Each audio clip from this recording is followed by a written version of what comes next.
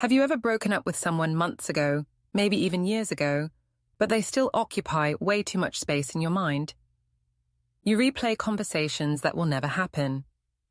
You scroll through their social media at 2 a.m. You catch yourself wondering what they're doing right now. You're not alone in this struggle, and there's actual science behind why forgetting an ex feels nearly impossible. Your brain doesn't distinguish between physical pain and emotional pain. When you think about your ex, the same neural pathways light up as when you touch a hot stove. This isn't dramatic language, it's literal neuroscience. The anterior cingulate cortex and right ventral prefrontal cortex, the regions that process physical pain, become hyperactive during heartbreak. Your brain is essentially treating the absence of your ex like an injury that needs constant attention. But here's where it gets more complex. Your brain also treats relationships like addictions. When you are together, every text, every kiss, every moment of connection release dopamine. That's the same neurotransmitter involved in cocaine addiction. So when the relationship ends, you're not just sad. You're going through withdrawal. Your brain keeps expecting its next hit of that person, and when it doesn't come, it creates an obsessive loop, trying to figure out how to get it back. This explains why you can logically know the relationship was wrong for you, yet still find yourself unable to stop thinking about them. Logic lives in your prefrontal cortex. Attachment and craving live in much deeper, more primitive parts of your brain.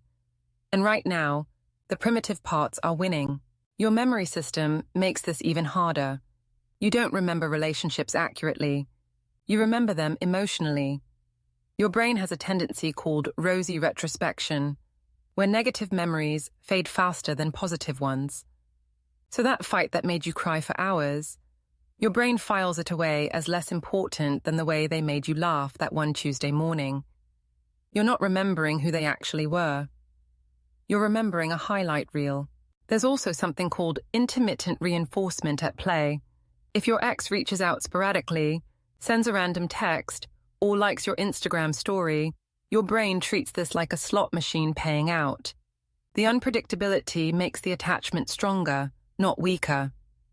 Each small contact reinforces the neural pathways that keep them central in your thoughts. So how do you actually break free from this cycle? First, you need to understand that forgetting isn't the goal.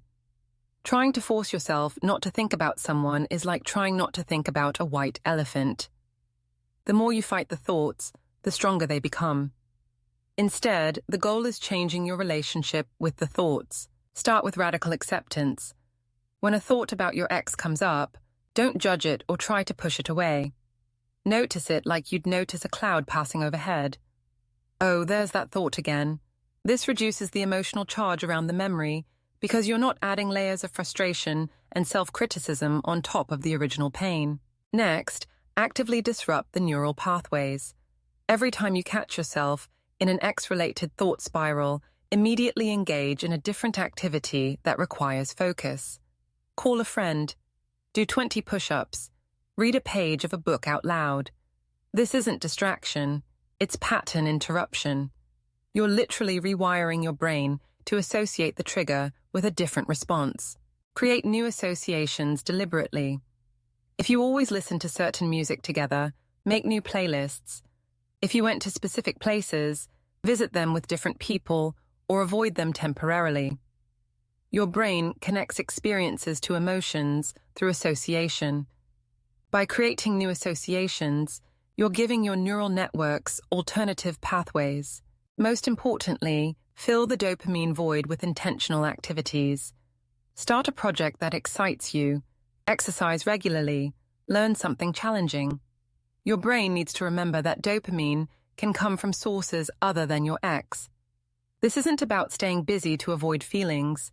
It's about training your reward system to find satisfaction in your present life, rather than in memories of your past relationship. The uncomfortable truth is that completely forgetting someone you love deeply isn't realistic or even healthy. They were part of your story.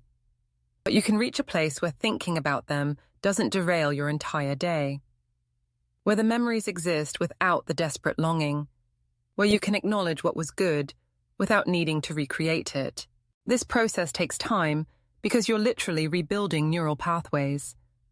Be patient with yourself. Your brain is doing exactly what it evolved to do, which is hold on to significant emotional experiences.